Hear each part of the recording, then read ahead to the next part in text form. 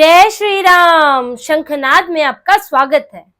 राहुल गांधी की white T shirt को लेकर पहले कई चर्चाएं हो चुकी हैं कि वो टी शर्ट कितने की है, किस कपड़े की है, उससे ठंड क्यों नहीं लगती, क्या टी शर्ट के अंदर भी कुछ पहनते हैं। इस सब पर, टी शर्ट के इर्द गिर्द कुछ बातों पर पहले चर्चा हो चुकी है, लेकिन आज हम कुछ अलग चर्चा करने वाले हैं जो इस व्हाइट टी शर्ट से जुड़ी है। इस व्हाइट टी शर्ट के पीछे छुपी हुई बड़ी प्लानिंग, इसके पीछे कांग्रेस की चल रही एक साजिश, आज हम उस पर बात करेंगे। राहुल गांधी ऐसे ही नहीं व्हाइट टी शर्ट और ये काला ट्राउजर पहनते हैं, ऐसे ही नहीं अचानक से उनका ये कपड़े बदल दिए गए और वो लगातार एक ही तरह के कपड़े पहनते हैं। इसके पीछे एक बड़ा मकसद है जो देश के लिए समस्या बन सकता है और वो एक्टिवेट हो चुका है। कांग्रेस उसकी शुरुआत कर चुकी है।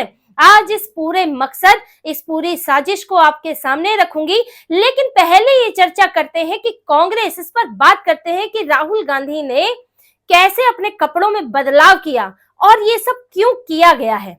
देखिए, राहुल गांधी जब राजनीति में आए थे 2004 में, उन्होंने चुनाव लड़ा था, ब्रिटेन से उठकर आए थे भारत में प्रधानमंत्री बनने के लिए।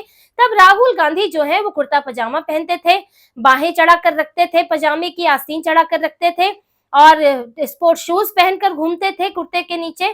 तो राहुल गांधी उस वक्त बड़े ही वो यंग थे, इमेच्योर लगते थे, हिंदी भी बिल्कुल नहीं बोल पाते थे, उटपटांग बयान दे देते थे, तो उन्हें कुर्ता पजामा पहनकर जो है बड़ा परिपक्व दिखाने की कोशिश होती थी।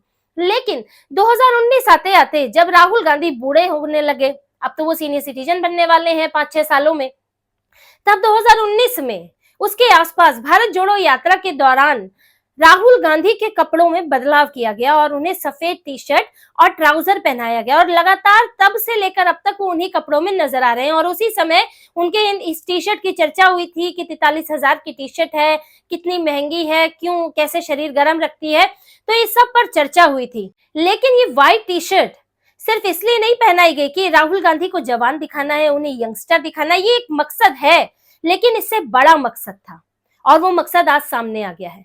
देखिए, लोगों के दिमाग में राहुल गांधी की एक छवि बैठाई गई कि राहुल गांधी इस टी शर्ट में ही दिखेंगे, सफेद टी शर्ट में राहुल गांधी दिखेंगे। आप जब भी आप राहुल गांधी का ध्यान, आपके मुंह पे शब्द आएगा, नाम आएगा, तो आपके ध्यान में आएगा व्हाइट टी शर्ट और ट्राउजर में राहुल गांधी।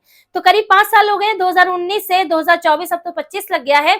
तो इन 5-6 सालों में राहुल गांधी की एक छवि लोगों के दिमाग में बैठाई गई, इस व्हाइट टी शर्ट और काले ट्राउजर को उनसे जोड़ा गया।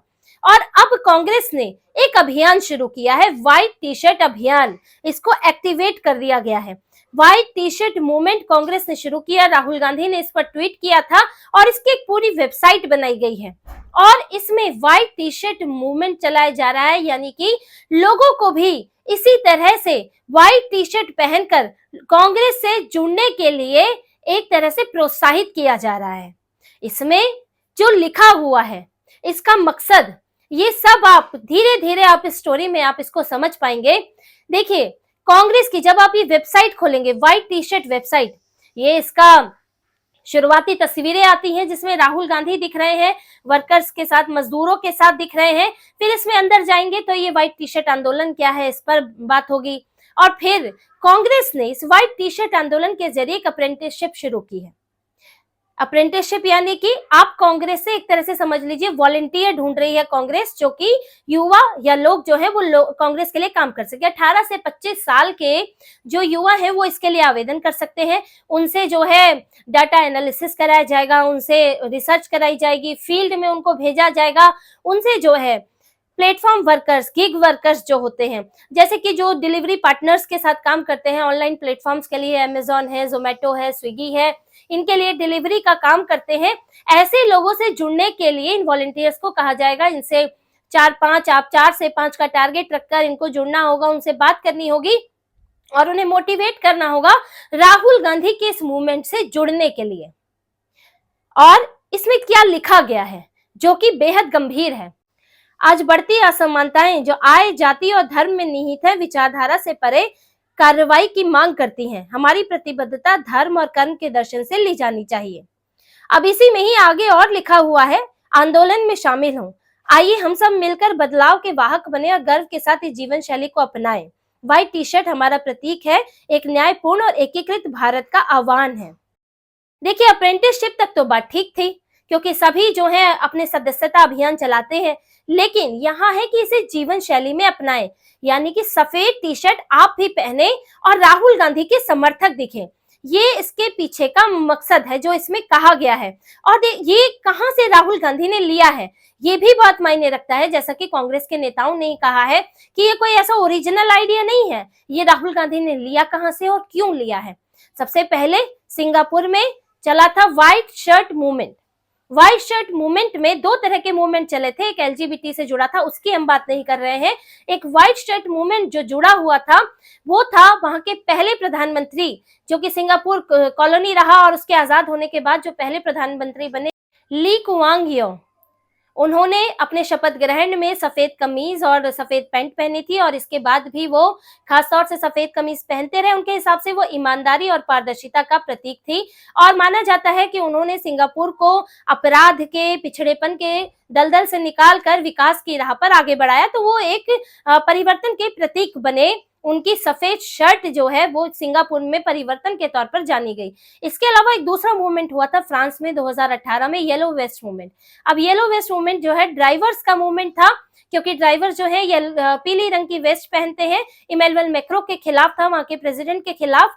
ईंधन के जो पेट्रोल डीजल के जो प्राइस थे वो बहुत बढ़ गए थे, इसके बाद महंगाई बढ़ गई थी, ड्राइवर्स के लिए दिक्कत हो रही थी।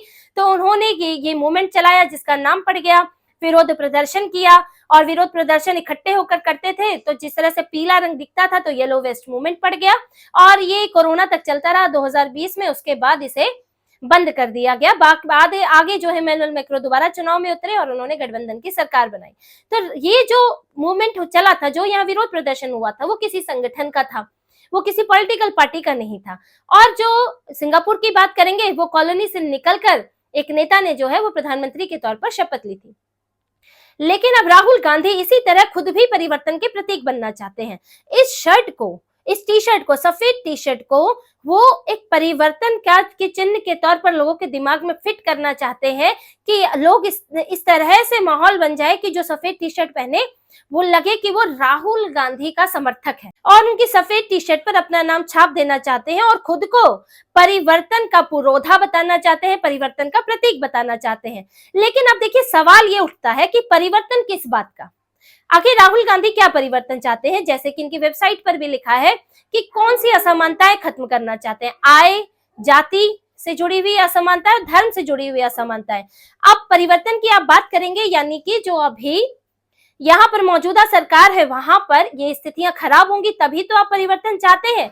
लेकिन अगर आय की बात करेंगे, जो ये खाई की बात करते हैं, अमीर अमीर हो रहा है, गरीब गरीब हो रहा है, तो आप ही के जो कार्यकाल में या नीरव मोदी जैसे जो है वो उनको जो है लोन दिए गए, बाद में वो भागे और आपका किया धरा जो है आने वाली सरकार को भुगतना पड़ा।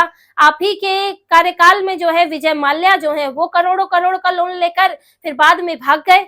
आपने किस तरह से ऐसे पूंजीपतियों को बढ़ावा दिया जिन्होंने बैंकिंग सेक्टर को नुकसान किया। तो ये कौन सी आप आय की समानता की बात करते हैं, जाति की आप बात करते हैं, तो मंडल कमीशन पर आप ही की मंत्री, आप ही की नेता बैठी हुई थी, उन्होंने रिपोर्ट जारी नहीं की थी। और डॉक्टर भीमराव अंबेडकर के खिलाफ कांग्रेस ने क्या क्या नहीं किया, जवाहरलाल नेहरू को उनसे कितनी समस्या थी, ये किससे छुपा हुआ है। अब रही बात धर्म की समानता की, तो धर्म में अब से बेहतर समानता कब थी? ये तो तुष्टीकरण करते थे, वर्शिप एक्ट बनाया, हिंदुओं से उनकी जमीन, उनके मंदिर छीन लिए, हिंदुओं का हक छीन लिया और वहां से वक्फ बोर्ड बनाकर मुसलमानों को कोई भी जमीन हड़पने के लिए आजादी दे दी। ये कौन सी समानता थी? हिंदुओं के मंदिरों को सरकार के नियंत्रण में लिया, उनसे टैक्स लिया जाता रहा और न मस्जिदों से लिया जाता है, न चर्च से टैक्स लिया जाता है। अब ये कौन सी समानता थी? तो ये राहुल गांधी जो कह रहे हैं, जो इनकी वेबसाइट पर भी लिखा है कि हम आय, जाति और धर्म की समानता लाएंगे क्योंकि अभी बढ़िया समानता है, तो वो तो एक कोरी झूठी बातें लगती हैं। क्योंकि आप देखेंगे तो आज से ज्यादा समानता तो कांग्रेस में कभी नहीं रही।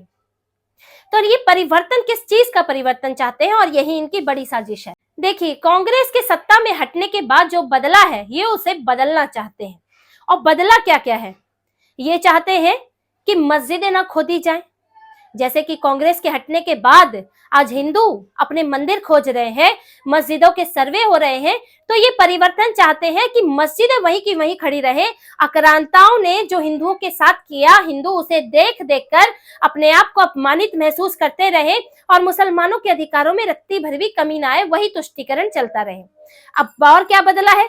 ये तुष्टीकरण बंद हुआ है, इफ्तार पार्टियां बंद हुई हैं और मौलाना मौलवियों के पास जो चुनाव से पहले चक्कर लगा करते थे वो बंद हुए हैं। अब ये चाहते हैं कि परिवर्तन हो जाए, फिर से वही शुरू हो जाए। और एक और परिवर्तन ये चाहते हैं कि भाई जब से कांग्रेस बदली है तो दंगा करने वालों, आतंक फैलाने वालों पर सख्त कार्रवाई होती है। अब ये परिवर्तन चाहते हैं कि ये कार्रवाई ना हो और सख्ती ना बरती जाए। जैसे कि बटला हाउस में एनकाउंटर हुआ था तो वहां पर पुलिस पर ही सवाल उठा दिए गए और सोनिया गांधी ने बयान क्या दिया कि बटला हाउस में जो मारे गए, जो आतंकी मारे गए, उनकी मौत के बारे में सुनकर सोनिया गांधी के आंसू बह गए थे, लेकिन पुलिस वाले जो मरे थे उनकी मौत से सोनिया गांधी के आंसू नहीं निकले थे। तो ये तुष्टीकरण और ये छूट भारत में अपराध करने की, भारत में दंगे करने की, भारत में बम ब्लास्ट करने की, ये छूट चाहते हैं। यही परिवर्तन चाहते हैं कांग्रेस से जुड़े हुए लोग।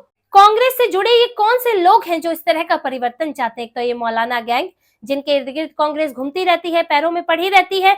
दूसरे ये आंदोलन जीवी, ये एनजीओ वाले जो भारत के विकास में बाधा बनते हैं, तरह तरह के प्रोटेस्ट करके विदेशी शक्तियों से पैसा लेकर भारत के लिए गड्ढा खोदते हैं। और देखिए ये उत्पात तो एक कांग्रेस के समय पे भी मचाते थे। अब कुडनकुलम में जो परमाणु संयंत्र बनना था, ये मनमोहन सिंह के समय की बात है, उसमें भी इन्हीं आंदोलन जीवियों ने खूब प्रोटेस्ट कराया और इसमें सामने आया कि इसमें अमेरिका से जुड़े एनजीओ भी शामिल है, वहां से पैसा लेने वाले एनजीओ शामिल है। और अब भी ये प्रोटेस्ट करते हैं। जहां पर कहीं कोयले की खदान मिलनी है तो वहां पर जल जंगल जमीन के नाम पर ये लोग प्रोटेस्ट करने पहुंच जाते हैं, विरोध प्रदर्शन करते हैं। वहां पर ये लोग काम ही नहीं होने देते, वहां से बिजनेसमैन को भगा देते हैं, इस तरह का माहौल बना देते हैं। नक्सलियों को बढ़ावा दिया गया इसके लिए। अब इससे होता क्या है? देखिए अब भारत जो है, अगर हम कोयले की बात करें, भारत बाहर से कोयला खरीदता है। अगर भारत में ही नई खदानें शुरू होंगी तो भारत से बाहर से कम खरीदेगा, भारत को सस्ता पड़ेगा। इसीलिए विदेशी शक्तियां जो है यहाँ पैसा देती हैं कि आप विरोध प्रदर्शन करो, मानवाधिकार के नाम पर, जल जंगल जमीन के नाम पर भारत में विकास को रोको। ये कांग्रेस के समय पर भी करते थे, लेकिन अंतर क्या आया? अंतर ये आया कि कांग्रेस इन पर कार्रवाई नहीं करती थी, इनके ऊपर कभी देशद्रोह नहीं लगाया, कभी ये खोजने की कोशिश नहीं की कि आखिर ये संचालित कहां से हो रहे हैं, और कोई कदम नहीं उठाया, बल्कि ये सत्ता के और करीब रहते थे। कांग्रेस का हाल इन्हीं लोगों ने खराब किया है। अब इसमें बदलाव क्या हुआ? जब भाजपा आई तो इन लोगों पर कार्रवाई हुई, यूएपीए जैसी धाराएं लगी और इन लोगों को विरोध प्रदर्शन करने पर ये पूरी की पूरी कड़ी से कड़ी जोड़ते हुए कि आखिर ये कहां से पैसा मिल रहा है, कौन कौन लोग शामिल हैं, इसकी पूरी जांच पड़ताल की गई और फिर कार्रवाई की गई। एनजीओ का भी यही हाल है, विदेशों से पैसा लेते हैं। कभी एफसीआरए लाइसेंस खारिज नहीं हुआ, लेकिन अब भाजपा सरकार में इनका जो फॉरेन जैसे जो इनका पैसा आता है उस एफसीआरए लाइसेंस को खारिज किया गया, क्योंकि इनके लिए कड़े नियम बनाए गए। क्योंकि आप जो है एफसीआरए, आप विदेशों से पैसा लेते हैं और भारत में आप प्रोटेस्ट में शामिल होते हैं। इस पर आपत्ति जताई गई कि आप जो है लोगों के काम करने के लिए, आप शिक्षा क्षेत्र में या फिर किसी और क्षेत्र में काम करने के लिए विदेशों से पैसा लेते हैं, लेकिन आप ये पाया जाता है कि उस पैसे का इस्तेमाल आप विरोध प्रदर्शन कराने में कर रहे हैं, कहीं जंगल बचाओ में कर रहे हैं, कहीं किसी और मामले में आप प्रोटेस्ट कर रहे हैं। किसान आंदोलन हुआ, अब इसके पीछे के मकसद धीरे धीरे सामने आए, कैसे खालिस्तानी पैसा भी लगा हुआ था उसमें। तो ये सारी चीजें हैं जिस पर भाजपा सरकार ने रोक लगाई है और ये सब इसकी आजादी चाहते हैं। धीरे धीरे कांग्रेस इसी तरफ बढ़ रही है, इसकी शुरुआत हो चुकी है और इसके जरिए भारत में वही पहले का माहौल बनाने की कोशिश हो रही है कि भारत में सब लोग नाराज हैं, सब लोग परेशान हैं, भाजपा को बदलना चाहते हैं और यहाँ पर फिर से वही तुष्टीकरण और भारत विरोधी गतिविधियां चालू करने के प्रयास किए जा रहे हैं। तो इसी तरह की और खबरें और विश्लेषण आपके लिए लाते रहेंगे। हमसे जुड़े रहिए, सब्सक्राइब कीजिए, कमेंट कीजिए।